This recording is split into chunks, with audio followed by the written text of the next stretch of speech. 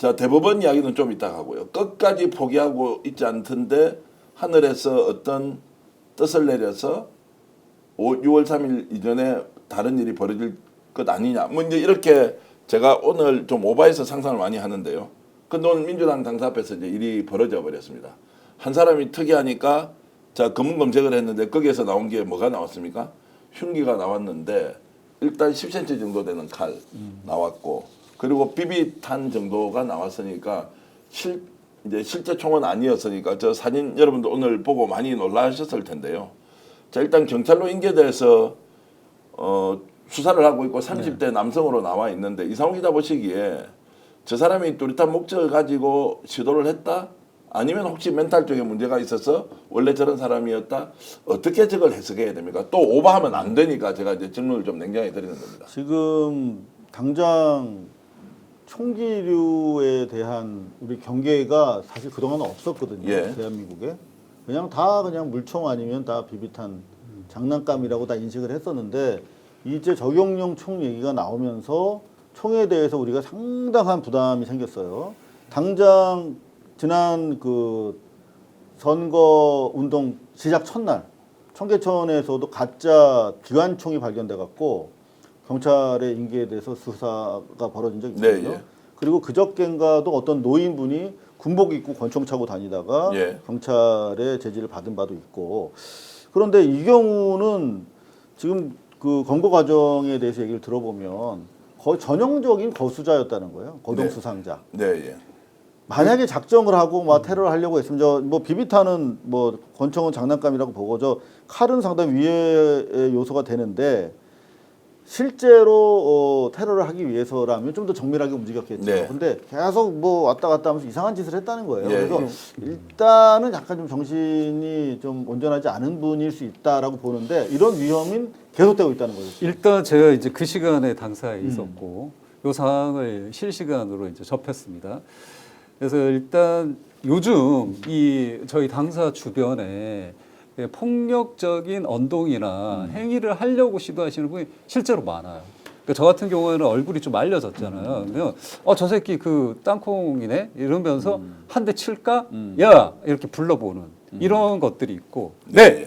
그리고 이번에 이 칼을 이제 제가 주변에 현재 군대에 있는 친구가 있어서 네. 이 칼이 어떤 거냐라고 이제 보내서 물어봤어요. 물어봤더니 이 칼에 이렇게 저 칼이랑 비슷한 칼인데 예. 이런 칼들이 태티컬 크로우 나이프라고 해갖고 실제로 전술적인 용도로 쓰이고 있는, 그리고 그 군인이라든지 그 군사와 관련된 취미생활을 하시는 분들이 이거를 가지고 연습도 한다라는 얘기를 하더라고요. 그래서 살상용이다라고 제가 직접 전해받은 바가 있습니다. 그래서 이거는 절대 관가할 일은 아니다. 현재 상황이. 자, 저런 전조가 누군가를 자극할 수 있고 자극이 된 사람이 행동으로 결행하는 것 보이지 않으면은 아예 그렇지 않을 수도 있는데, 자, 그래서 이제 굉장히 위험하다. 아니, 관리 끝까지 잘해야 한다라는 생각을 일단 하고 있습니다. 와, 오늘 근데 방송 시작 20분 만에 어떻게 23,000분이 들어옵니까? 이거 지금 누구 때문입니까?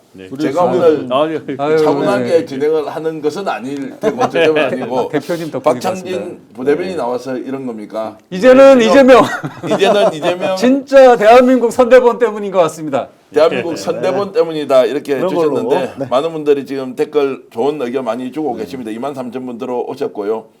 소하원 미경님, 일본에서 또 슈퍼챗에서 이렇게 2만 엔이나 보내주셨네요. 진심으로 감사히 말씀드리고 좋아요가 지금 6천 몇 명쯤 돼 있는데 오늘 2만 3천 명쯤 들어왔으면 2만 명 정도 좋아요 가도록 좀 하면 어떻겠습니까? 제발 정겨환 너 좋아요 좀 하지 마라 그러는데 죄송합니다. 제가 저 장바닥 출신이어가지고요. 그래도 좋아요 많이 좀 눌러주시면 한꺼번에 많은 분들이 전 세계에서 볼 수 있으니까 염치불구하고 좋아요 정도 눌러주시는 거는 괜찮다 말씀을 드리겠습니다. 한 가지 정말 답답하고 화가 나는 게 이제 수많은 그 살해 위협이나 신변 위협에 대해서 이제 제보 받는 대로 다 전달도 드리고 많은 경각심들을 일으키고 있잖아요. 예.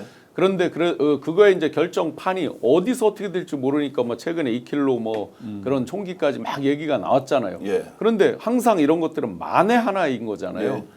만에 하나는 누구에게나 해당되는 거예요. 그런데 김문수 후보나 이런 쪽에서 마치 자기들은 아니라 하는 식으로 해서 경호처 경우에 대해서 국회의장이 양쪽을 불러서 같이 양쪽을 같이 하면 어떻겠냐 했을 때 거절을 했죠. 네. 자기들은 필요 없다라는 식으로 하면서 또 비아냥 오늘 대변인이 비아냥 조롱까지 했잖아요. 예. 예? 그런 것들은 정말 이런 만에 하나를 위해서 그걸 대비하기 위해서 우리가 하는 것이지 그런 것들에 대해서 어떻게 비아냥을 합니까? 그 만에 맞습니다. 하나라는 것을 과연 그들은 피해갈 수 있을까? 여기에 지금 오늘 이게 비비탄 총이라는 거잖아요. 그런데 만약에 이 구슬이 플라스틱 구슬이 아니라 쇠 구슬이 들어가면 어떻게 됩니까? 자, 그래서 이게 어느 정도 지금 위험한지 국민들은 특히 유권자들은 차라리 거리에 나와서 이재명 후보가 선거 유세를 안 했으면 좋겠다라는 이야기까지 나오는데 그렇게 할 수 없으니 방탄 유리막을 만들어가지고 지금 하고 있지 않습니까? 그런데 국민의힘 김문수 후보가 여기에 대해서 어떤 이야기 하는지 여러분 들어보시겠습니까? 들어보기 싫지만 그래도 잠깐만 들어봐 주십시오. 얼마나 비인간적인지. 여러분, 저는 이 방탄조끼 입었습니까? 저는 방탄조끼 입을 필요가 없어요. 그럼 방탄조끼 입고 방탄유리 지금 다 쳐놓고 이런 사람이 대통령이 돼서 되겠습니까? 국민을 어떻게 알길래 살해 위협을 느껴서 방탄조끼, 방탄유리막을 설치하라는 그 많은 요구를 받아서 하고 있는데 그것이 대통령의 자격과 요건과 무슨 관계가 있습니까? 그걸 좀 김문수 후보의 입장에서 설명 한번 해주시죠. 그러면서 그런 얘기도 했어요. 자기는 뭐 총 쏠라면 쏴라, 괜찮다. 그럴 가치가 없는 인간이죠. 누가 건드리겠습니까? 근데 실제로 저는 이번 보수를 참칭한 내란 잔당들이 정말 위험하다라고 생각되는 게 일제치하에서 독립을 부르짖던 우리 독립군들을 사냥하던 간도 특설대 출신들이 사실 세운 나라고 일제에 부역해서 조국을 팔아먹었던 자들이 세운 나라이기 때문에 자기들 기득권에 반하는 자들은 빨갱이로 몰아서 죽여도 돼라고 하는 역사가 사실은 계속돼 왔던 거거든요. 네. 결국은 윤석열 정권이 정말 나빴던 것은 자기들 목적 달성을 위해서 최소한 우리가 측은지심, 인간에 대한 그 무조건적인 애정이라는 게 기본적으로 있어야 되는 거잖아요. 이념과 뭐 다 떠나서.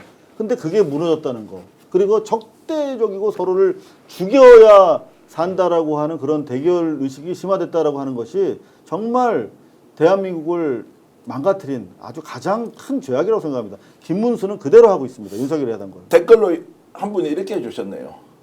총알도 아깝다. 네. 아니 이게 이제 비유적 표현으로 뭐 그 말이 맞진 않지만 그래도 최소한의 금도 선 이런 건 있어야 되는 거 아닙니까? 후보에 대해서 자 그 위협을 느끼는 사람이 하고 있는 행위를 충분히 이해한다. 나도 그렇게 하고 싶지만 근데 나는 그렇게 안 해도 된다.